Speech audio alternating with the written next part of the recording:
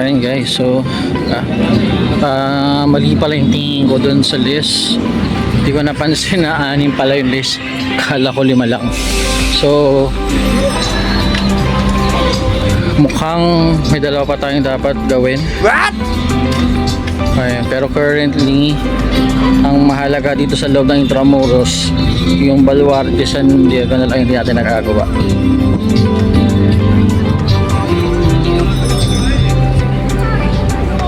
At yun yung nasa kabilang dulo from Fort Santiago.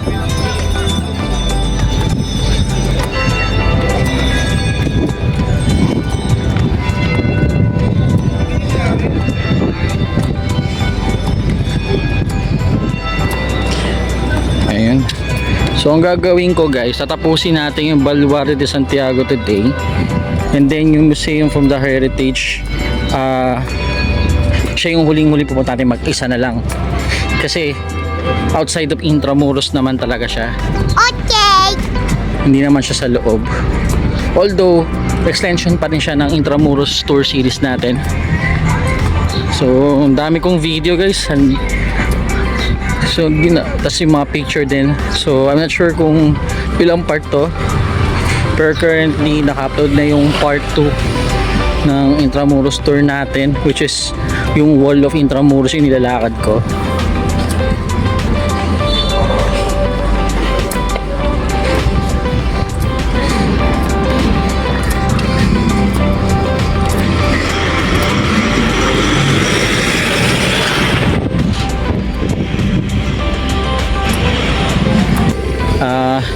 Alam nyo guys, kung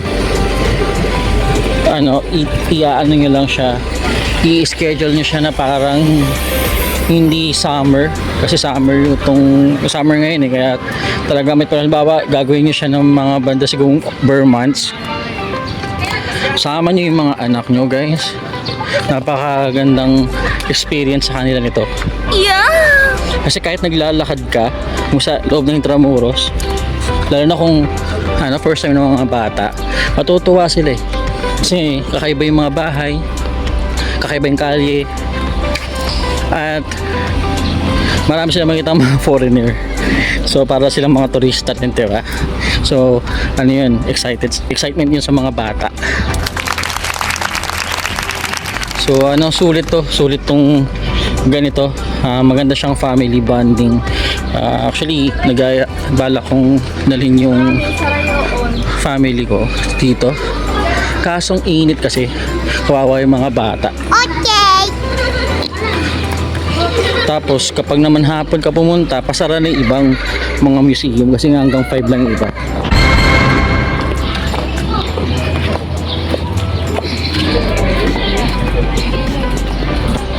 So yung mga ibang site din hanggang 5 lang sila. Ayan, so bumalik tayo dito sa may San Agustin Church. Meron din museum tong San Agustin Siguro pag bumalik tayo sa weekend, puntahan natin kung bukas. Okay!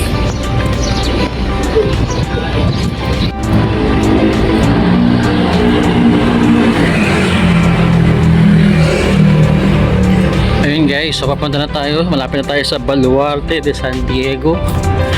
Kung naalala nyo, ito yung kauna-unahan na paid na lugar na na-videoan ko sa part 1 ng ating Intramuros tour.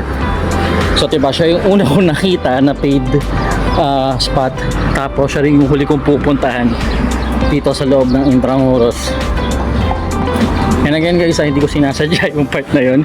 Kasi ang all I know, di ko napansin nakasama siya. Ang naisip ko is yung Heritage Museum. So coincidence lang. Wow.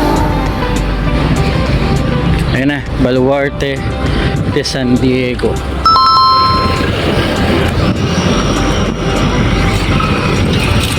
Sakto rin pala na hinuli ko siya kasi siya rin yung pinakamalapit sa exit dito sa Intramuros pabalik sa bahay namin. So tara. Yay! Ang galas-las lang pala to.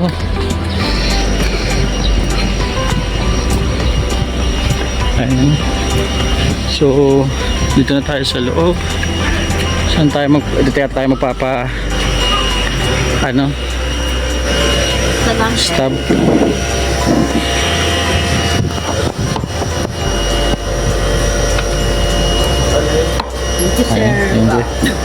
Ayun guys, so ito yung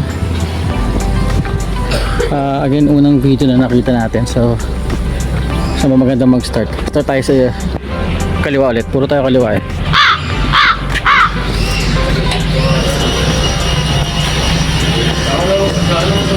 Ayan.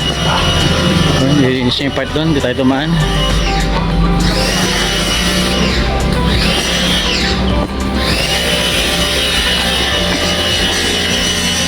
Okay, ito naman guys parang tambayan lang. Pero meron din siyang entrance eh. So tingnan natin ha.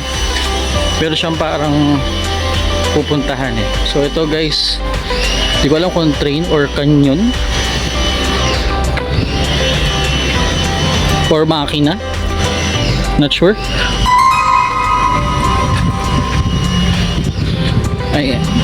Ayun ako, hagdan.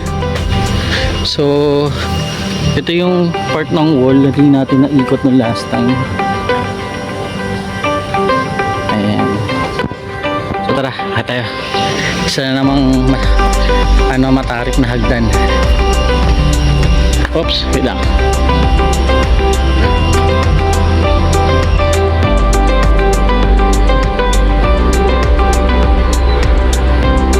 Alright, tara. So tower pala siya. Wow! Okay.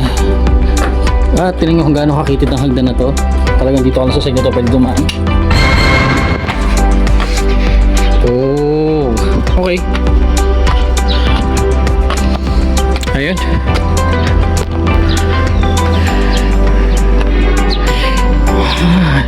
Ito yung nakikita ko lagi sa kapag Intramuros. Ito lang pala yun.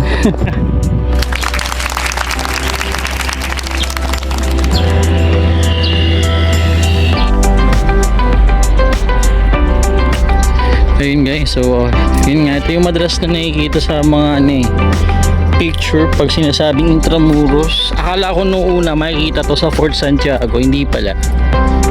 Kaya hinahanap ko rin siya kanina nung doon tayo. Nice! Lakarin natin.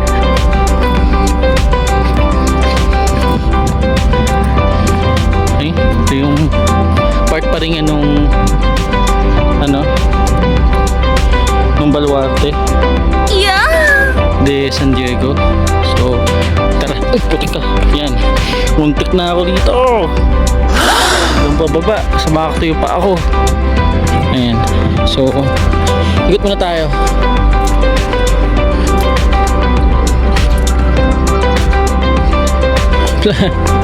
Ayan o guys, grabe. May bumababa pa kaya dyan? May kami mga ahas na dyan. Nako.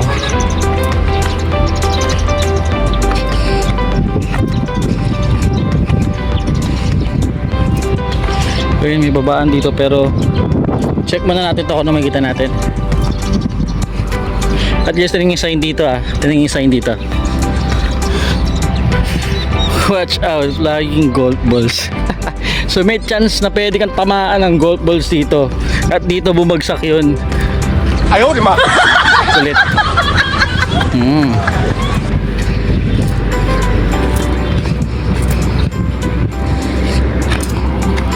Okay, and this time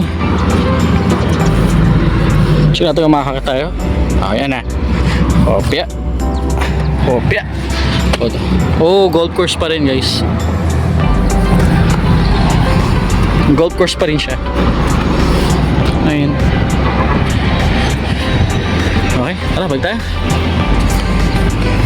Dito mas madaling panikin to. Di katulad nung doon sa may mga kanya, hirap panikin. Okay, parang dito, sunugan ng kung ano man. Ayun, siguro dyan nila sinusunog yung mga damo. Okay, tara. So di na po tayo doon sa pinakadulo. Kasi yung golf course na may makita natin dyan. Try natin bumaba. Okay.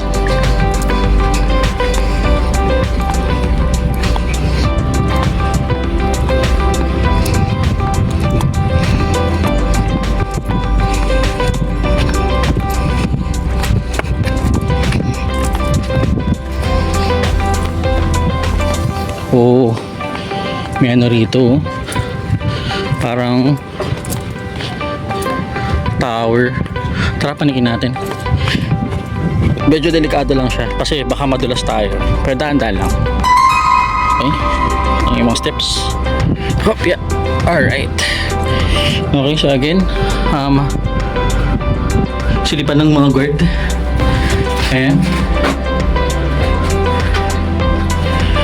Tingnan natin kung ano makikita nila rito, which is yung golf course pa rin. Ayun. So ito yung kabilang dulo. Naalala nyo guys yung para akala natin simbahan. Yun yung dulo nyo. Tara, pata natin. Okay, dahan-dahan po ba? Delikado. Okay. Okay. Tara. Yan. Wow.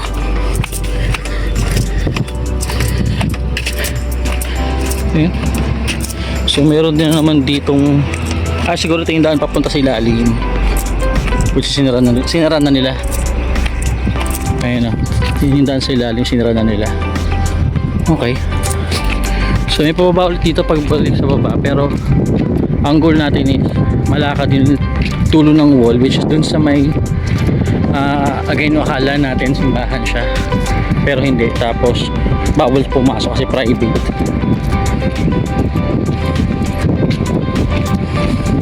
Natin ko ng view rito pag umakit tayo.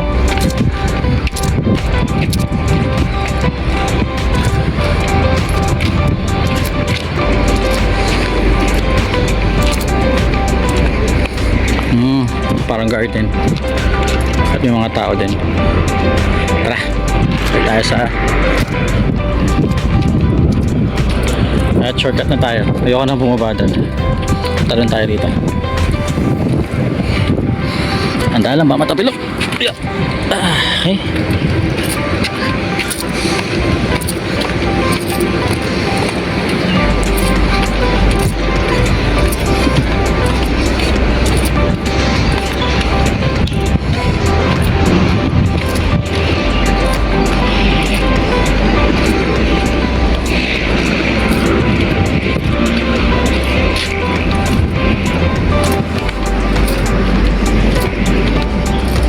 Ayun. So guys, ito ang hindi ko pa talaga nararating. Yan. Yung part na yan. Hindi ko alam kung paano makakapunta dyan. Pero, ito nga yun. Oh. Yan yung daanan guys. Oh. Yan yung parang akala ko simbahan nung last time. Ito. Ayan oh. Ayan. Ayan guys. So, parang puzzle. Nakompleto na natin yung buong wall of Intramuros.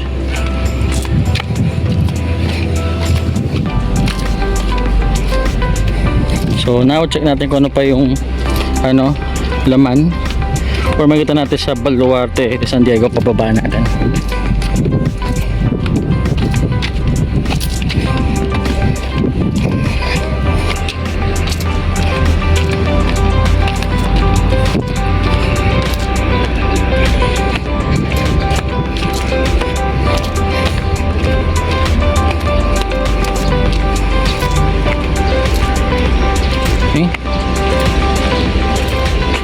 Amazing. So parang yung kanina pala is parte pa rin ng Baluarte. Ayan.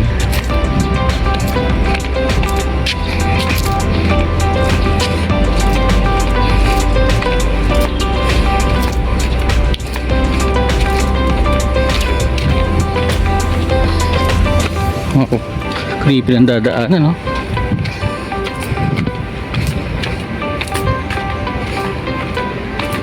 Dito yung mga CR.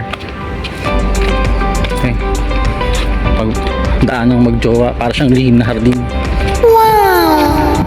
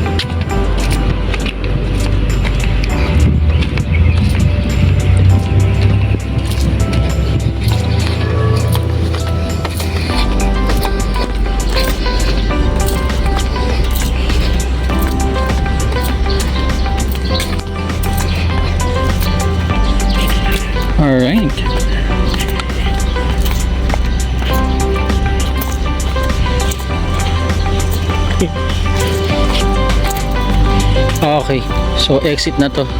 So guys, yun lang naman pala may tayo sa Baluarte de San Diego. Actually, ang pinaka nagulat ako is yung parang mga hukay dun sa taas nung makita tayo ng hagdan.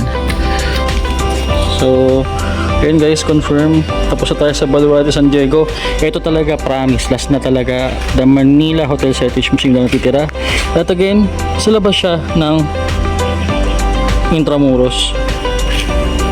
Okay, so guys, again, if you like this video or you enjoy it, please like and subscribe, hit the noti bell, and let me know sa comments kung ano yung mga gusto nyo pang gawin or puntahan here sa Harlitos Adventure. And please support this Intramuros series.